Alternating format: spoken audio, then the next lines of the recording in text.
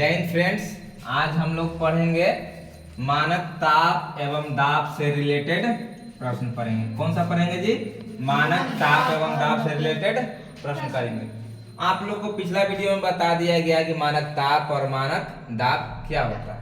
तो मानक ताप बताए थे बाबू, जब तापमान 298 केल्विन हो। कितना केल्विन हो? 298 केल्विन हो या 25 डिग्री सेल्सियस या 25 डिग्री सेल्सियस हो, तब उसको कहेंगे कि ये मानक ताप है। कौन सा ताप है? मानक ताप है।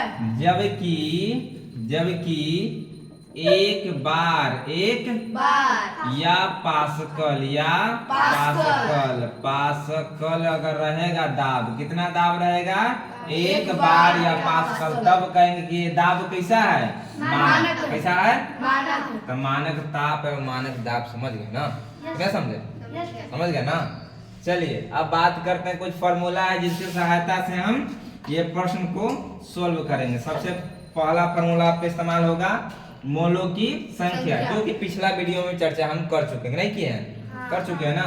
तो मोलों की संख्या बराबर क्या होता है जी? तत्वों का द्रव्यमान, जो कि पहले से दिया हुआ रहेगा। ठीक ना? अब बटे में तत्वों का आणविक द्रव्यमान, तत्वों को आणविक द्रव्यमान।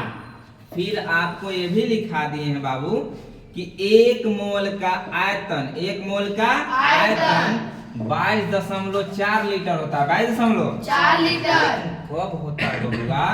जब ताप एवं दाब दोनों के दोनों कौची हो? मानक हो। दोनों के दोनों कौची हो? मानक हो। कोई बोलेगा एक मोल का आयतन 22.4 लीटर होता है। कब होता है? तो जब मानक ताप एवं दाब दिया रहेगा तब।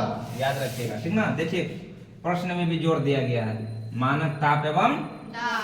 तो चलिए क्वेश्चन रिलेटेड करते हैं इसे जी। हम लोग 20 ग्राम कैल्शियम का आयतन क्या होगा? क्या निकालना है जी?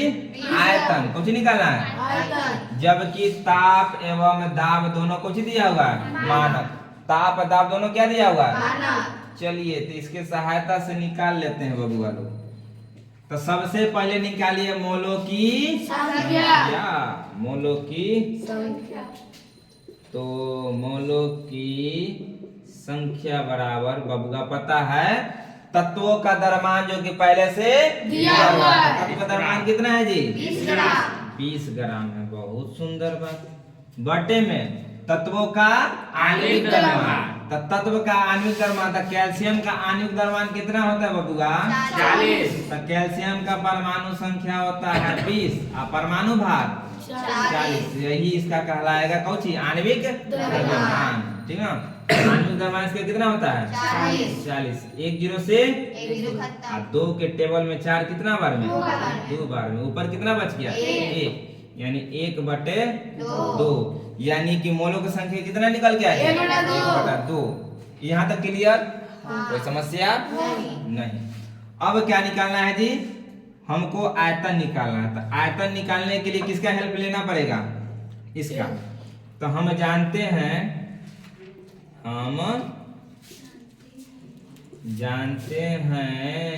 कि 1 मोल का आयतन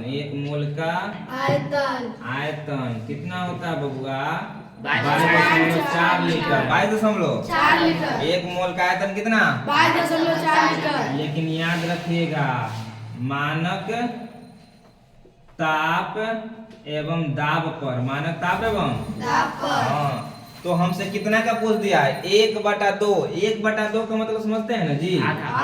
1/2 का मतलब आधा। तो सोच दिमाग लगे तो 1 का है 22.4, तो आधा का भी आधा हो जाएगा। आधा का नहीं, तो 1/2 मोल 1/2 मोल का आयतन 1/2 मोल का आयतन बराबर। अच्छा बताइए, एक ज्यादा है कि एक ज्यादा है या बात समझिए, या 1 बड़ा है या 1/2 बड़ा है? कौन बड़ा है? 1 बड़ा है बाबूगा। कौन बड़ा है? 1 बड़ा है। 1/2 तो कौन बड़ा है? 1 बड़ा ही तो आधा ना है जी। कितना? आधा। तब बताइए ज्यादा से कम में गए कि कम से ज्यादा में गए हैं? ज्यादा से कम में। तो ज्यादा से कम में जाते हैं तो क्या करते हैं? भागा की गुना। भागा भागा करते हैं। क्या करते हैं? भागा। याद रखिएगा, ठीक ना। अब दिमाग लगाइएगा। 1 मोल का आयतन 22.4। तो आधा लीटर के पूछा है कि सॉरी आधा मोल का पूछा, कितना मोल का? आधा मोल का। आधा मोल का। तो 22.4 अब बट्टे में कितना कर दीजिए 2। भागा देना नहीं, या ऐसे नहीं समझ में आ रहा तो क्या कर दीजिए 1/2 भी कर सकते हैं, 1/2 भी कर सकते हैं। कितना ओवर में कटेगा बबुआ? 11.2 11.2 लीटर। कोचिंग में लीटर में। आयतन यहाँ कोचिंग पूछ रहा था आपसे, लीटर में पूछ रहा था। कोचिंग पूछ रहा था लीटर में। लीटर में पूछ रहा था। समझ में आया कि नहीं समझ में आया? आ गया ना? चलिए, जय हिंद।